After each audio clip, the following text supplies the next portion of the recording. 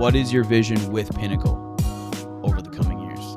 Jonah, I never thought that we would be where we are today. I think we've definitely superseded what my goals were at this point in time. Not to say that it wasn't my vision to get us to where we are today. I just thought it was going to take longer than what it did. Over the last few months, I've spent a lot of time in prayer and thinking. And December, we're sitting here, it's, third week of January. December, we did almost $20 million, $19.7 million in issue paid business across multiple lines. If anything, I think I've gotten an understanding. It's actually funny you say this. I sat down today for lunch with someone I consider a good mentor of mine. And he said, Joe, whatever you're thinking for the future, you need to 10X it. And I was like, you think so? And he was like, brother, yes. This industry has never been better. It's only getting better and better through technology, compensation model, through everything that we have going on.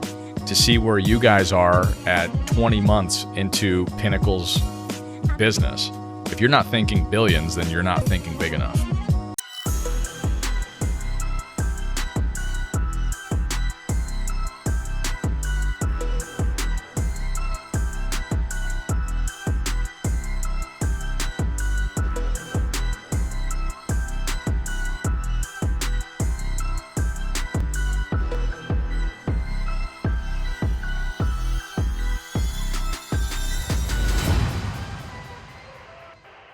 Joe Basso, welcome to the pod. Good to be here, dude. Welcome. You're gonna finally be getting a spot down here and become a Florida resident. Florida resident 2026. It's happening. It's happening? It's happening. Let's go. Let's Yeah. go. I'm telling you, Florida's the new California in a good way. I think Everybody's moving here, but better. but better. Yeah. It will be better. It's got the great weather, similar weather to California, the beach. It's got the entrepreneur spirit. It's everything California doesn't have now. And no We're state developing. income tax. That's the biggest thing. That's the biggest thing. I like that. Coming from New Jersey, that's a big deal. Florida, Texas, Arizona. That's where everybody's moving to. But I want to ask you, let's dive right into it. First of all, what season of life are you in right now? Not only mentally, but also as a leader and the company of Pinnacle. That's a deep question. I like it. Right to it. Season of life, dude, is ever evolving, right? As a human being, I feel like I've been stretched an awful lot over the last couple of years, and I'm enjoying that journey. It's been a lot of ups, a lot of downs, a lot of trials, a lot of learning, a lot of humility for me. I would say I'm constantly reminded with every new level, there's a new devil. And so I think with the right approach, that keeps your ego at bay. And so that's been really, really important. I would say I've got, in the last year of my life, I've added a lot to my plate. And so I've had to learn how to delegate in a different way than I ever have before as a leader. And that's been both challenging and freeing in different ways, for sure. I think the metamorphosis of the business that we're in, you're constantly evolving with the other leaders inside your business. And so the relationships evolve too. And that's a good thing. But that's been a learning process as well. And so, that's true even for you and I. We've had a lot of really good conversations in the last couple of years. We've had a lot of hard conversation in the last couple of years because we're finding our footing in the next version of what our relationship is. And so I think that's been really impactful in my life. Looking at where Pinnacle is today, it's amazing to see the growth that we've experienced. I've enjoyed all of it. A lot of challenge in the best way possible. I think we're in a phase of our business now.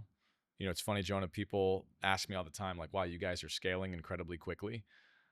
We haven't hit scale. Like, we're not trying to scale yet. We're very much focused on the infrastructure and foundational items that we can scale with. I've made the mistake multiple times in my career where I've tried to scale and the scale outpaces the infrastructure that my business can withstand. Yep. And so I'm trying to learn from those mistakes. And so we're investing heavily in personnel, uh, corporate staff, partnerships, technology, leads, marketing, all of those things, which, as you know, you're doing the same thing. It's a heavy lift. Mm-hmm. And so, you know, I think I'll be 35 here in a few months. At 35, my perspective shift has been when I was your age, I thought there was going to be a magical moment where I figured it all out. And at this point, I realize I'm never going to have it all figured out. God gives us what we need when we need it. So it's kind of like the children of Israel, wandering through the wilderness. They got new manna every day. And I'm sure they would have loved to have, their refrigerator stocked full with food to last them the next week. But that's not how God works. He gives us what we need when we need it. And so I think this season of my life could be summed up with that. Yeah. In what ways have you had to change, grow, or evolve as the company progresses? So many ways. I think the level of investment changes and that stretches you. Um, Investment in time, investment in resource, um, the level of sacrifice on some of the things that you would love to be doing. Um, you just have to kind of come to the understanding that we're playing a long term game. And so while I would love to golf a whole lot more and I would love to spend more time with people that I love and care about, the business is demanding different things from me at this point. And I think I'm blessed, Jonah, that my family understands that. I think I'm trying to take my family with me as much as I possibly can. But the sacrifice and grind, like there's this kind of myth in business where, you grind for a few years and then it gets a whole lot easier. I don't think that's true at all. I think that if you're actually growing a business that's worth having, um, man, you're doubling down and doubling down and doubling down and doubling down. And I think at some point in time, of course, you've grown something that has enough enterprise value that you're able to, you know, obviously reap a lot of the fruit from the seeds that you've been sowing. The interesting part of this business is I'm watching you experience the exact same thing. You start to attract a different level of entrepreneur to your business. Mm-hmm. And, the old saying, your vision needs to be large enough that everybody in your business, their dream, their goal, their vision fits inside of it. Well, that's great, but it's also challenging. And it's challenging because the more talented people that start to come into your business, they all have aspirations and dreams and goals. And so your kind of goalpost needs to keep moving because if you really care about everybody else winning, you want to make sure they're in a position to win. And that's going to take more time and more investment and more mentoring, et cetera. So, it's been a lot of fun, but also a lot of hard work. we live in such an we live in such an instant gratifying society, and social media has exacerbated it. Yeah. Where people think, yeah, I'm going to come in and I'm going to get rich. It's not. It's not how it is. That's not how it is. And I've been surprised in a good way about how good it is because I had the right expectations coming in. I knew coming into it was, hey, I'm going to give this my all. I'm going to work as hard as I can in this business, and I'm going to sacrifice my 20s. Hopefully 10 years from now, I'm in a good spot, and I'm going to be a millionaire. Luckily, it happened a lot sooner than that. Yeah. Working with the right people, having the right systems in play and everything else. But it just comes down to that saying where we've all heard it. It's very easy to overestimate what you can do in the course of a few months and underestimate what you can do in the course of a few years of consistent repetition and action. And you simply stack those daily wins. What is your vision with Pinnacle over the coming years? Jonah, I never thought that we would be where we are today. I think we've definitely superseded what my goals were at this point in time. Not to say that it wasn't my vision to get us to where we are today. I just thought it was going to take longer than what it did. And so over the last few months, I've spent a lot of time in prayer and thinking. And December, we're sitting here, it's, the third week of January. December, we did almost 20 million, $19.7 million in issue paid business across multiple lines. And if anything, I think I've gotten an understanding. It's actually funny you say this. I sat down today for lunch with someone I consider a good mentor of mine. And he said, Joe, whatever you're thinking for the future, you need to 10x it. And I was like, you think so? And he was like, brother, yes, this industry has never been better. It's only getting better and better through technology, compensation model, through everything that we have going on. To see where you guys are at 20 months into Pinnacle's business, if you're not thinking billions, then you're not thinking big enough. And so my vision, my goal at this point, there's certainly, I talk about your circle, and there's levels to your circle, right? You've got your inner circle, which is going to be a pretty short list. You're certainly on that list for me. And then you've got kind of that next circle outside of that, which are people that you love, you respect. They're doing all the right things, but they haven't shown you enough just yet to have that trust, like that long-term trust. And you're looking for people in that circle to get into the inner circle. Then you've got a lot of people outside of that that are just newer in your life and in your business. And I'm constantly thinking about, how do I get people to move from circle to circle? But with that inner circle, brother, I genuinely believe that we have an opportunity to create not just millionaires. We were on a podcast a year ago and you said, what is the vision? I said, I want Pinnacle to create more millionaires than any other organization has ever done before. The main thing that's shifted is, brother, I think that we have the ability over the next however many years it's going to take to create decamillionaires and centimillionaires, like a lot of them. And whether this is right or not, I feel an immense sense of responsibility to steward what we have in front of us and do my part, sit in my lane, in my role to help steward those people that have that vision and that dream and that goal, to operate in the right way to help them reach what their goals and what their dreams are. And we got a lot of people inside of our organization with a lot of talent and some big dreams and some big goals. And so I'd be lying if I said that a big part of my vision shift has been shifting because of the vision, goals, and dreams of a lot of other people that have come into our business. And I think that's a great thing.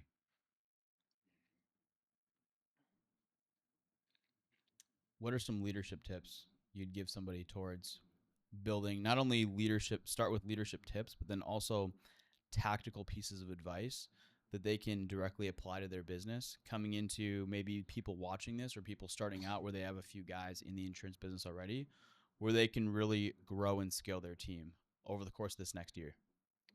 I think first and foremost, we got to keep things simple.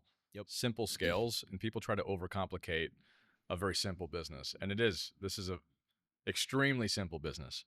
What do you say to the people that come in and try to recreate all their own systems and onboarding CRM and this and that and build everything out? Almost every time, not every time. I don't like to speak in, absolutes, but general rule of thumb, people that I've seen do that, it's very egocentric. You can't have a big ego in a big business. We've all heard that a bunch of times, and we've all said it a bunch of times, and it's the God's honest truth. And we have to remind ourselves of that. We have a playbook that we know works, and it works 100% of the time for the people that actually execute the play. Why in the world would we try and deviate from that? So first things first, keep it simple. This is a business where you can create cash flow in real time. So anybody coming in, they need cash flow. Do the thing that produces cash flow. We get paid by serving clients, very simply. So how do I get in front of more clients consistently and predictably? And how do I convert those clients into income producing activities? It's really, really simple. The best part is when we do that, we're serving clients. Like, we're not selling something that isn't going to make an impact on their lives. No matter what line that we're selling them, it's going to make an impact for them, their families. So we feel great about it. So first things first, let's get really good at that. That's kind of like the nucleus of everything that we do. Ironically, a lot of people come into this business and they don't want to do the thing that gets everybody paid. And so they never have the confidence through the competence to sit down with someone across a table and say, this is how you issue pay $40,000 to $60,000 every single month. It starts with that. Why is that important? I need agents to issue pay that because that's how they're going to change their lives. If they don't have the cash flow coming in from issue paying enough business and serving enough clients, how in the world are they going to scale and grow a healthy business? They're not. The odds of that happening are very, very slim. I don't say that, by the way, from a perch. I spent the first 10 years, almost 11, of my direct sales career in the trenches, selling all day, every single day of my life. That did so many things for me. Number one, it produced a lot of cash flow and helped me to save a lot of money. That gave me the opportunity to reinvest into other opportunities when they came across the table. That's critical. Number two, it gave me the ability to sit down in a meeting like this and say, hey, I'm not asking you to do anything that I didn't do myself. Mm-hmm. So I talk to kids nowadays, 22, 23, they're like, I never want to sell anything ever again. I just want to build. I'm like, bro, like, all we do is sales. We are salespeople, and we got to serve clients. So let's start with that. Once we have that figured out, Jonah, really what it comes down to, how can I put other people in a position to win like I have won? And you'll notice I said that intentionally, because if you haven't won in that manner, how can you help somebody else win in that manner? So step A comes before step B. And where I see a lot of people get it wrong, they try and go step A without doing they try and do step B without ever doing step A. They run into some major issues. So it's impossible to teach somebody on how to do something that you've never done. It's impossible. It's impossible. You don't have the proof. You don't have the proof of concept. You don't have the receipts. So you got to do that first. And then how do I attract people that need to win like I'm winning? Well, if I'm already winning, it's actually really easy. People ask so many questions about how to train agents in this business. I go, dude, it's really not that deep. More is caught than is taught. If you're doing what you're supposed to be doing, take somebody beside you and show them what you're doing. If you're not doing it, that's why you're asking so many questions about teaching and training and mentoring, because you have no frame of reference. You don't have the proof and receipt to show them what you're doing. So you got to start with step A. Step B becomes really easy if you've mastered step A. So we got to do that. And then how do we replicate that time and time again? Now, I'd be remiss if I didn't add, brother, like, this is getting easier and easier. Now with AI texting and AI voice and, VA appointment setters, the digital leads have shifted everything. Like, leads that a year and a half ago, agents were paying $45 to $55 for, they're paying 20, 30% of that now. Well, that's drastically lowered their CAC, their client acquisition cost, which directly puts more profit back into their business. Not only that, they're able to save a lot of time. Well, time is money. So we're able to achieve the same results today in half the time that it took us even a year and a half ago. So what does that mean? Well, now you've got options. If you don't want to build a business and you just want to run up the scoreboard and get the bag, well, now you can do double the production with the same amount of work, which is twice the profit for your business. That's a no-brainer. Or B, you just bought yourself a lot of time back. Now you have the bandwidth to start to replicate and grow your business and scale your business. And so I think with technology the way it's evolving, marketing the way it's evolved, this business has never been better. And so obviously that has a lot to do with how fast we're growing without even hitting that scale button yet. It's getting nasty. It is. And it's going to keep getting better. Yeah. It's funny how it's evolved to a young man's game too. I remember we always joke because when I started, like me and Claudia were pretty much the only young ones at the convention. It's a bunch of 45-year-old males was the average demographic. And now it's 20-year-old kids coming into it, and they're making serious money. And not to mention not having to drive out to people's homes, being virtual, the dialers, the texters. It's never been easier. It's never been easier. But where people go wrong is they, like you said, Joe, they get caught up in the semantics of, the marketing or the ego or the business or this or there's two types of entrepreneurs. There's the entrepreneurs that are playing business, and there's the entrepreneurs that are doing business. And there's a lot of people, especially on social media, that really get at playing business, looking the part, dressing sharp, driving the nice car, wearing the nice suit, marketing themselves accordingly, but they're not actually doing the basics. They're not keeping the main thing, which is going to get them there. That's why we've seen time and time again where different teams have come in and they've got all the talent in the world, and they've got a resume to back them. They've got the market. They have everything they need all at their disposal, but they refuse to do the main thing, which is sell life insurance. And we've seen their team crumble. And even a lot of the high people we're bringing in now, where, like, for example, Yaya, I love Yaya, and he's talking to me, and dude, he's had a huge track record of success, and he's got a huge warm market. He's got everything going for him. He's still getting leads, and he's on the phones, and he's selling life insurance. For me, I'm getting back in the field, and I'm selling life insurance because that's the main thing, and it's not that deep. And you think about, all right, well, as a business owner, what's the highest leverage use of my time? How can I spend? What's the most impactful actions in my business? And the most impactful actions in my business is writing life insurance, training agents, recruiting, and marketing. So how can I spend my time doing those four things, and then everything else outsource to staff, outsource to this person, that person, and etc. And if you're coming in and you don't have the funds for that, well, how are you going to pay for that? Buy personal production. Period. That's it. It all goes back to that. Keep it simple. Keep the main thing the main thing. That's it, man. That's the business in a nutshell. Yeah. And I think when people deviate from that plan, they really struggle in this business. And so you mentioned the entrepreneurs versus the entrepreneurs, right? Yes. Yes. Bro, like you're going to attract what you are.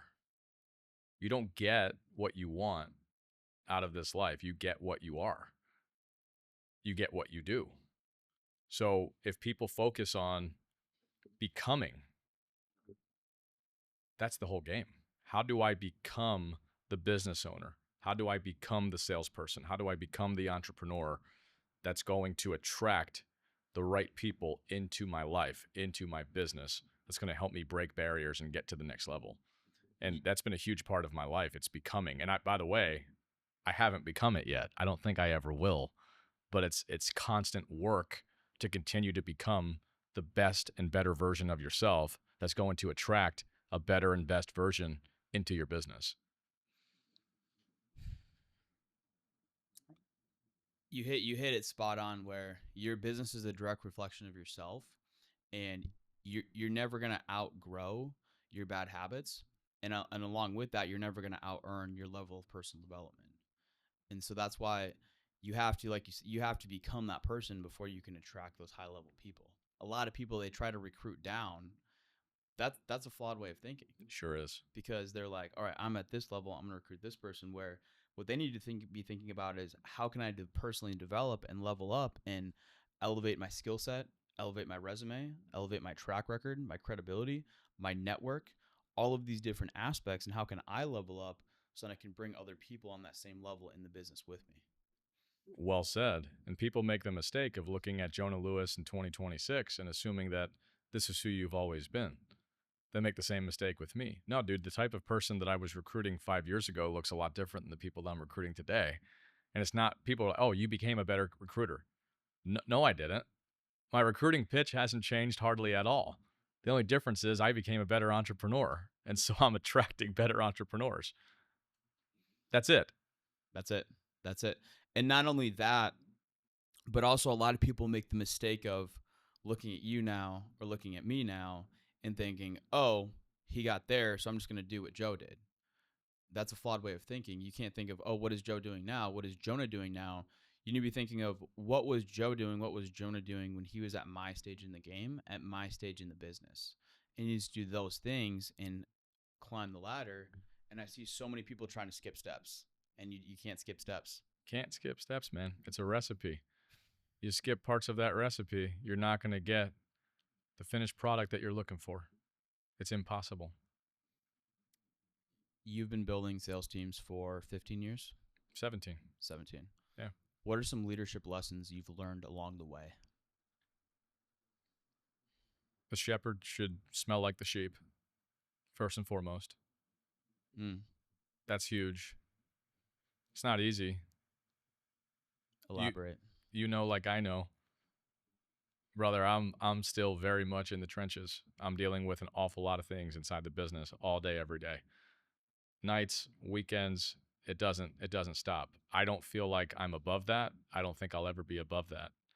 My job is to provide value in every way I possibly can, anytime that I possibly can.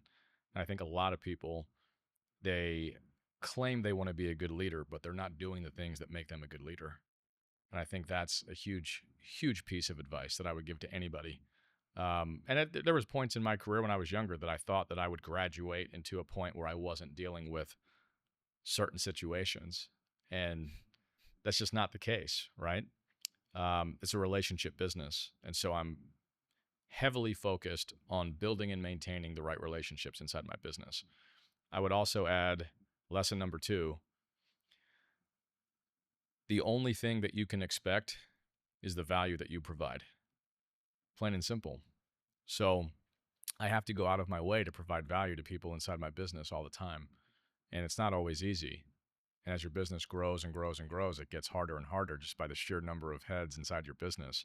The only way that gets easier is if you're helping your second, third, fourth layer of leadership to grow so that they can start to do likewise.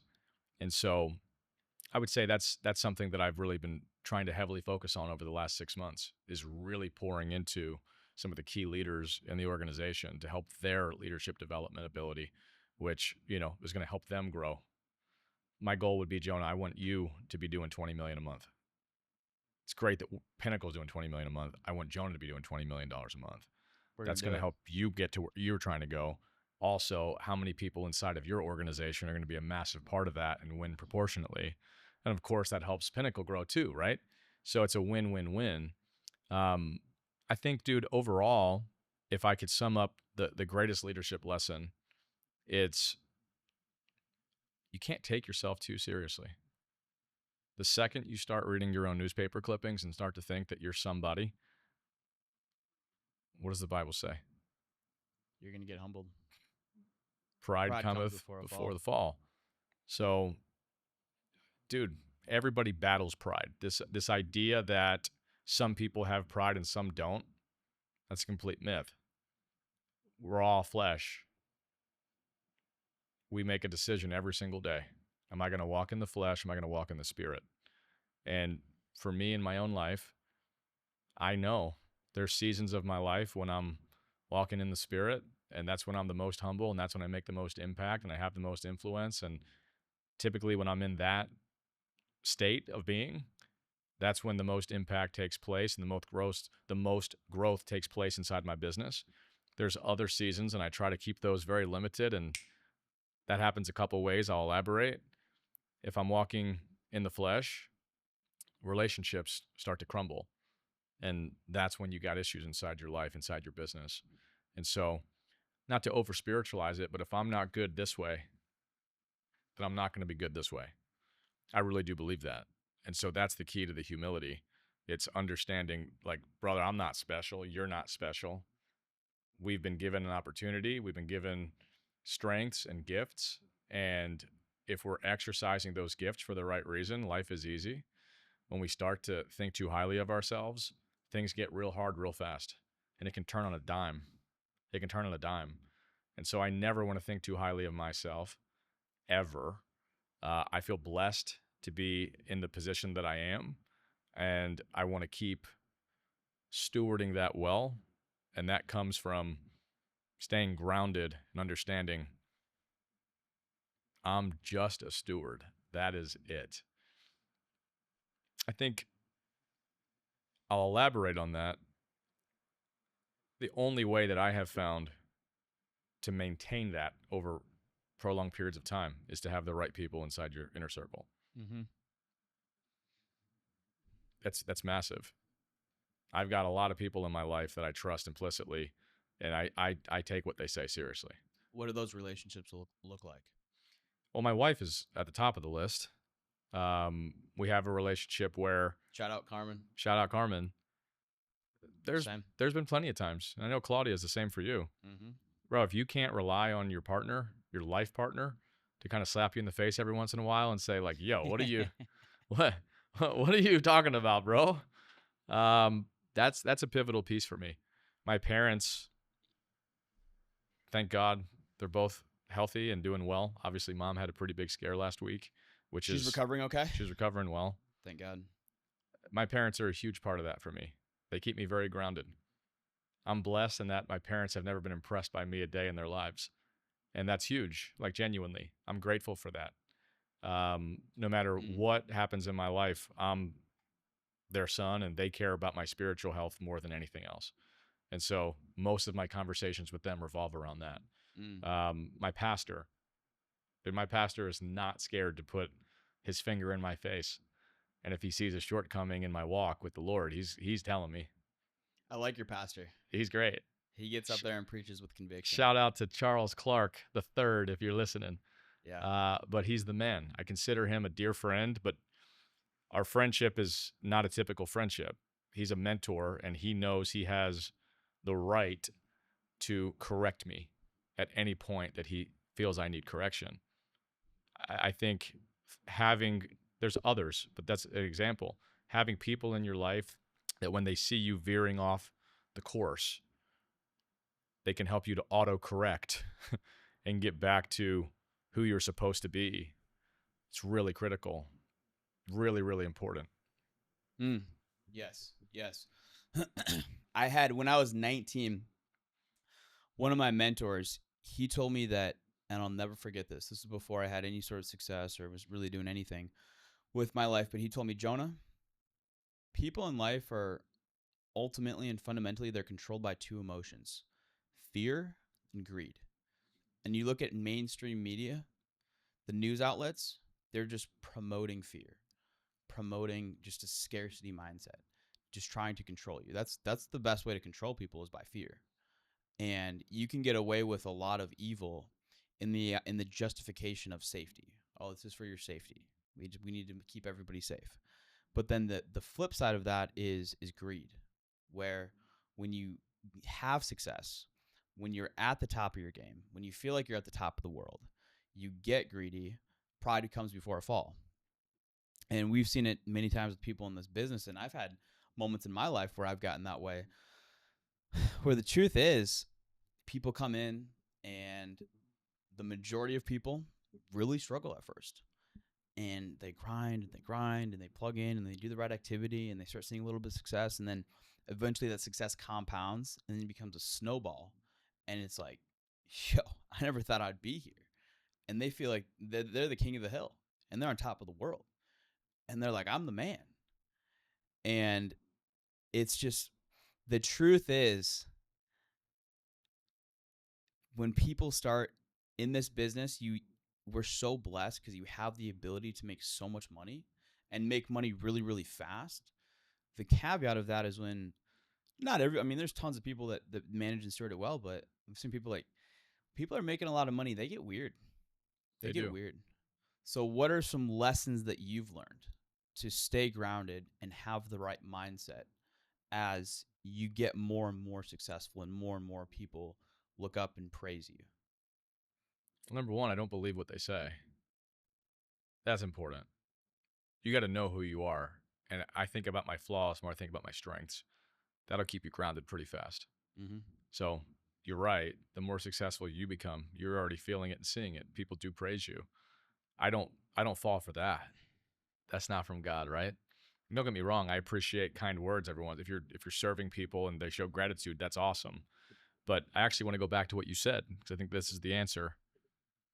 You said the two emotions that control people, and really in the flesh, it's fear and greed. Well, what are the opposites of those two things? The opposite of fear is faith, and the opposite of greed is contentment. And gratitude. Well, gratitude leads to contentment. Mm-hmm. So, number one, I have to have faith to understand what my mission is. What is my mission? My mission isn't to amass as much wealth as I possibly can. I mean, bro, that's a fool's errand. You can't take it with you. What shall it profit a man if he gain the whole world but lose his own soul?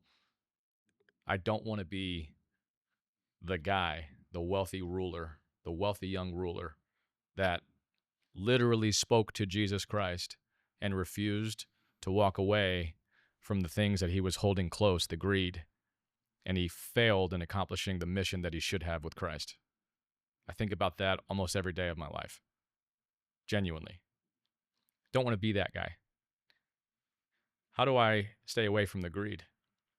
Well, where your treasure is, there will your heart be also. Yes. So, brother, a massive amount of what you take in, what I take in, I already know we both do the same thing. We're giving it away to things that actually matter in eternity. A lot of the abundance of the heart, the mouth speaketh. The power of life is in the tongue. I'm quoting a lot of Bible verses. Why? Well, I believe the answer to all of these questions are found there. So if I understand that out of the abundance of the heart my mouth speaketh, my words are so powerful, I got to keep this thing right. Because if I keep this thing right, this thing has no problem. How do I keep this thing right?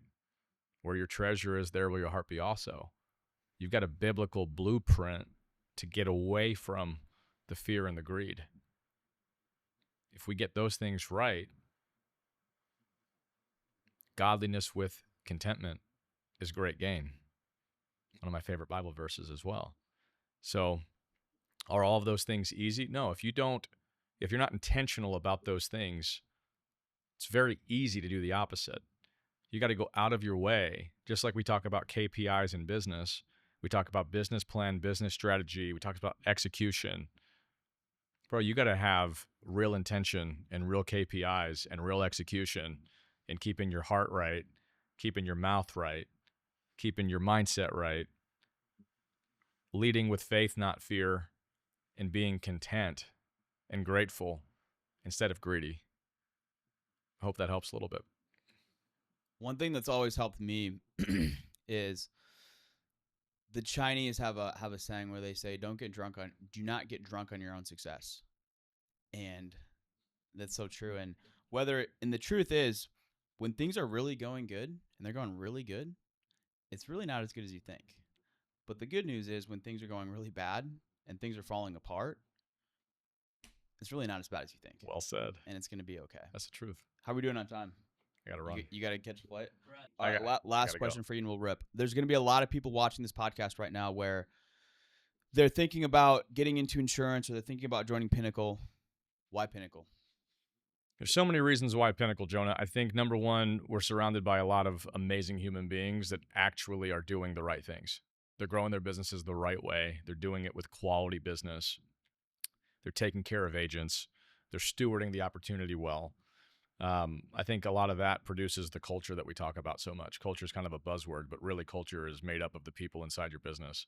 And I think that from our leadership core, we're leading the right way. We're attracting the right sort of people. And I think that's really, really critical. I think secondarily, we're a privately held, privately owned company. Every agent and agency inside of our business has in writing, not just verbally, but they have in writing that they own their book of business. You need to own the land that you're building on. I think that 1 + 1 doesn't equal 2. 1 + 1 equals 3, equals 4, equals 5. If you put the right entrepreneurs together in a combined business and we're all leveraging each other's talent, it doesn't mean that you have less, it means you have more. So I think we understand what partnership looks like incredibly well. I think we understand what leading from the front looks like incredibly well.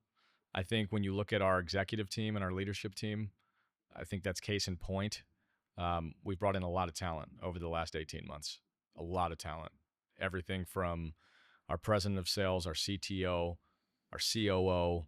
When you look at our technology development, we've got an entire tech team at this point. We have 6 full-time devs that are just pouring time and energy into the infrastructure. And all of that, it's for one main reason, Jonah. It's to make the life of the average agent easier, help them get profitable faster, have a lower client acquisition cost, have a higher profit margin. When you look at book ownership, you look at where we're at with marketing, when you look at our bonus structures, when you look at, some of the things we have coming down the line on our equity share program, when you look at the opportunity, I think it's a value proposition that can't be matched. And I don't say that lightly. I'm not the guy that goes, hey, we're the best, we're the best, we're the best, we're the best. There's a lot of great organizations. There's a lot of great people out there. I think that what we're doing is very unique. I think that the timing of what we're doing is very, very important. I think the opportunity has never been better. And I think that we're a company that cares. We're a company that puts people first. And that's our recipe for winning. And I think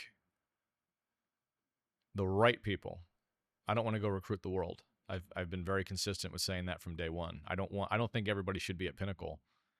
But for the people that resonate with the way that we do business, there's not a better business for them to be. If they want to truly understand how to build a business, how to become a multimillionaire in a fairly short amount of time, doing the right things, it's not magic. It's a lot of hard work. But we have the blueprint, and it's the same every time. You want to do it with people that you trust, want you to win, and you want an opportunity to build enterprise value that you can control. I don't think there's a better option on the table today. Well said. Well said. We could go for another 2 hours, but we don't want you to miss your flight. Thank you. Thank you for hopping on the pod. Jonah, To be continued. Love you, brother.